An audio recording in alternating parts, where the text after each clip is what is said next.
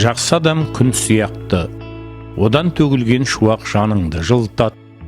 Кең пейіліне, көркем мінез жарасқан, жылойлық жігіт Абат Әбділда ұлымен кездескен сайын, жан дүниеміз жаңғырып, сыйластықтың бұлағынан нәр татқандай қуанышқа бөленіп, дүниеде сыйластықтан асқан шынайы сезім жоқ деген асыл сөзді тағыр мәртештей қайталай жөнелетінбіз.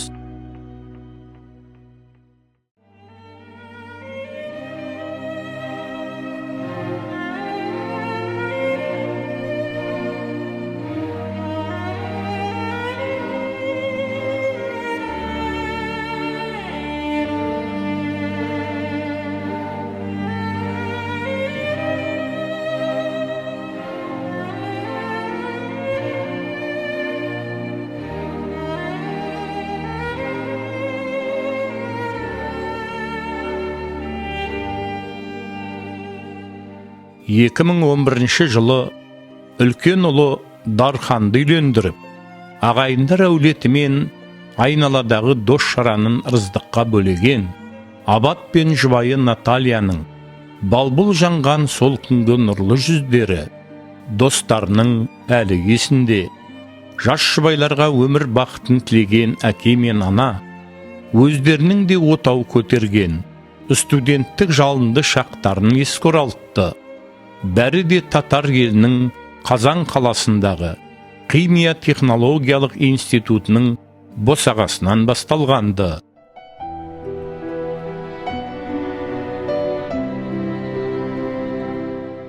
Жастайынан үлкендерден естіген шешендік сөздерге қанық, әрі домбыра тартумен спорттық ойындарға әуес Абат студент оқу орнындағы сан ұлт өкілдері арасында өзін серлік қырынан көрсете білді. Кеудесі от, көкірегі жалын кең жылойдың алғыр жігіті жоғарғы оқу орнына Атырау аймағынан келген қыз жігіттердің басын біріктіріп, айнымас достар ортасын қалыптастырды.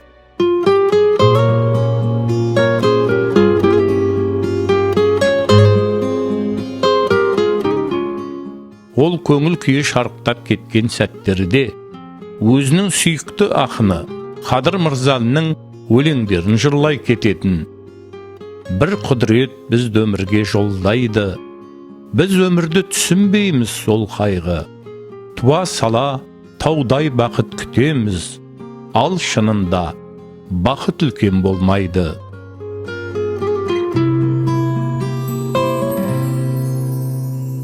Құс сияқты сезінбейтін қанатын, бақыт сәби білмей тұғын әләтін.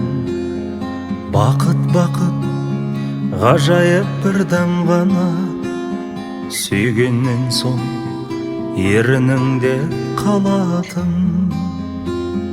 Бір құдірет бізді өмірге жолдайды, біз өмірде түсінбейміз сол қайғы. Туа сала таудай бақыт күтеміз, ал шынында бақыт үлкен болмайды. Бақыт үлкен болған емес шынында, ал қайғының кішкентайы болмайды.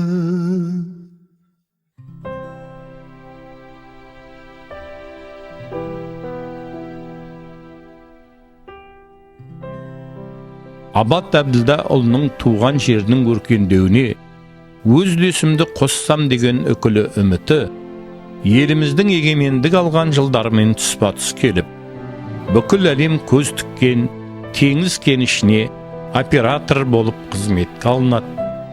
Еңбекке деген қарқынды құлшыныс, ісіне деген адалдығы айқын жас маман кеніш аумағындағы химиялық органиттер шаруашылығы басшысынан бастап, тағы басқалай жауапты қызметтерде шыңдалып, 2000 жылы маркетинг және тасымалдау бөліміне техникалық менеджер болып тағайындалады. Теңізшевройлдың технологиялық процестерін шетелдіктермен бірдей меңгерген қазақстандық инженер 2005 жылы материалдық және техникалық жабдықтау бөлімінің Қазақстандық қамтуды дамыту бөлімшесінің жетекшісі лауазымына жоғарылатылады.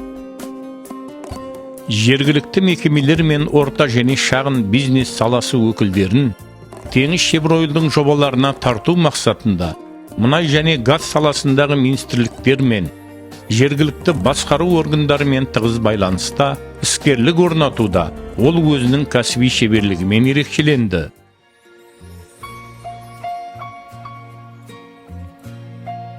Бүгінде қазақ елінің мұнайлы астанасына айналған сәулетті қаламыздағы көз тартар ғимараттардың салынуында елін сүйген ерен тұлға Абат Әбділдаұлының да өзіндік қолтаңбасы бар.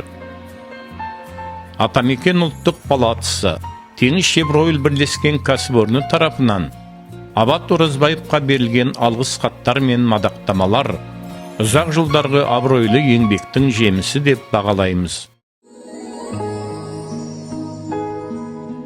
Абаттың бойындағы әкеден жұғысып, ана сүтімен берілген ғажайып қасиет, үлкенге зеттілігі, ағайын тумаға деген айқара ашқан құшағының кеңдігімен ғана өлшенбей, оларға деген шексіз сүйіспеншілдік пен құрметке ұласып жататынды. Бір сөзбен сараласақ, ол туғаным туырлығым, туысқаным қазынам деген сөздің қадірін ұққан азамат еді. Жастай сөнетін ғұмырлар бәріне де асығып жүретіні сияқты, ол ағасы Досатпен ақылдаса келіп, 2013 жылы дүниеден өткен бабалары мен ата-аналарына Құран бағыштап, туған жер төрінде ас беруді де қолға алған болатын. Дастархан басына тоғысқан жамағаттың үлкендері, жаманның ғұмыры шағым мен ағыздан, жақсының ғұмыры парыз бен қарыздан құралады. Жасап жатырған имандылықты істерің сендердің перзенттік борыштарың ғой деп, қатар тұрған қосылға денсаулық батасын беріп тарқасқанды. Ұлы жаратушымыз адамның басына сана, жүрегіне сезім, көкірегіне мақсат, көңіліне арман бергендей, Абат үнемі ой толғанысына беріліп, өткеніне қуанып, алдағысын аңсаудан жалықпайтын. Өткенін елестетсе, көзінің қарашығындай болған қос ұлы, Дархан мен Әндидің жарқын болашақтары, білімге құштарлықтары, өмірге ұмтылыстары жан дүниесін жадыратып ақ жіберетін.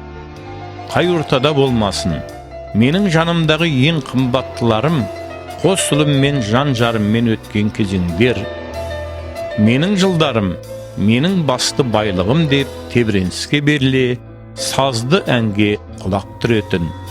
А если скажут мне века, твоя звезда, увы, погасла, подымет детская рука, мои года, мое богатство, когда-нибудь наверняка подымет детская рука, мои года, мое богатство. Когда-нибудь наверняка подымет детская рука, мои года, мое богатство.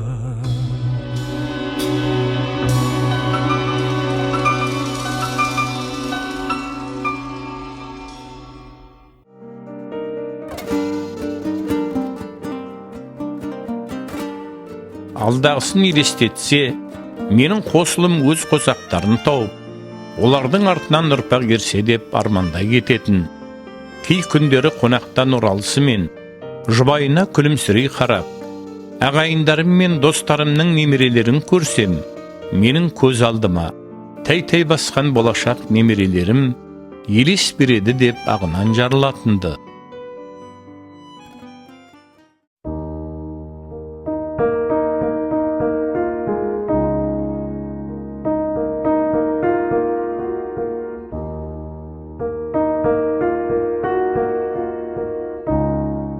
Бұл дүниеде бәрі де үнемі оңнан туған ба, кездейсоқ келген сұмажал, бәрін де жаншып өтті.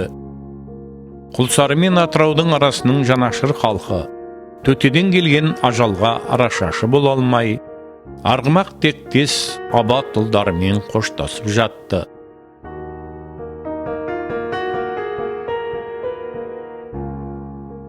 Ортайып қалған ойымызға Төлеген Айбергеновтың мұңмен боялған шумақтары кептеле берді.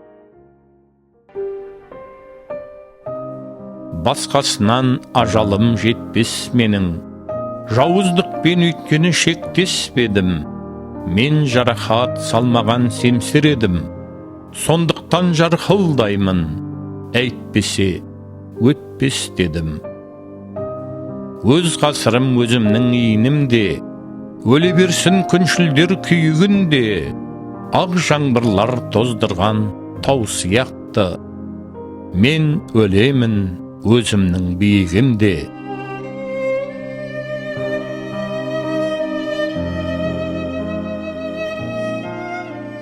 Содан бері сағынышқа толы 10 жылда өтті. Абаттың өзі іргетасын қалаған қара шаңырақ ішінен жас бүлдіршіндердің күлкісі естіледі.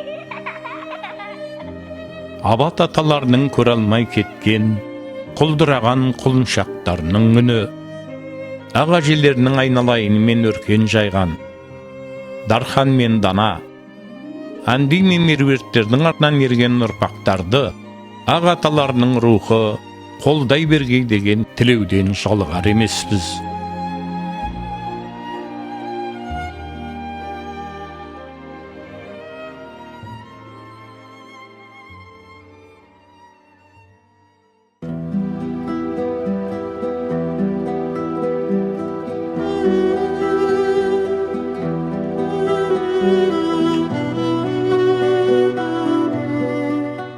Дүние ғұмырдың бар болғаны 48 жыл ғана мейманы бола жүріп, жақсылармен жанасқан, жайсаңдармен жамрасқан Абат жарықтықтың асыл бейнесі, оны білетіндердің санасында абайлап басып жүретін, шаттанса ғана күлетін, арғымақтың құлынындай сұлу, ақсүйектің баласындай бекзат, Ақсұңқардың түлегіндей тапқанын шашып жейтін жомарт жігіт ретінде мәңгілік сақтала бермек.